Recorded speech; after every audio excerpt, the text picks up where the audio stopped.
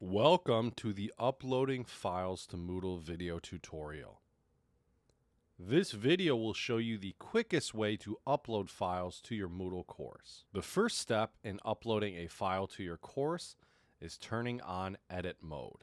I can turn on edit mode by clicking the toggle switch in the upper right hand corner of my Moodle webpage. You'll notice that the editing is turned on because you will see a pencil icon throughout my Moodle course.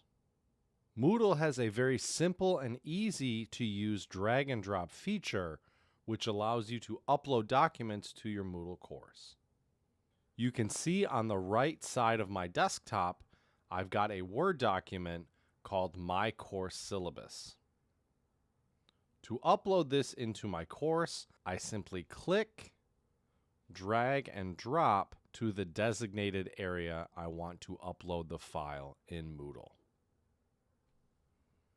Because this is a syllabus file, I want it to be at the top of my course, just below the announcements.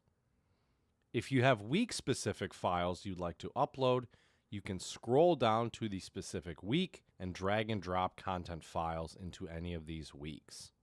If your file isn't saved on the desktop, just locate the folder on your hard drive where the file has been saved, and you can still drag and drop the file into your Moodle course. Keep in mind there's a 200 megabyte file size limit. So any file bigger than 200 megabytes will not be able to upload into Moodle. Need more help? For technical support, contact the e-LIS support team by clicking the Get Help button at the top of any Moodle page. For e-LIS instructional design services like lessons or course building, email idteam@oakland.edu.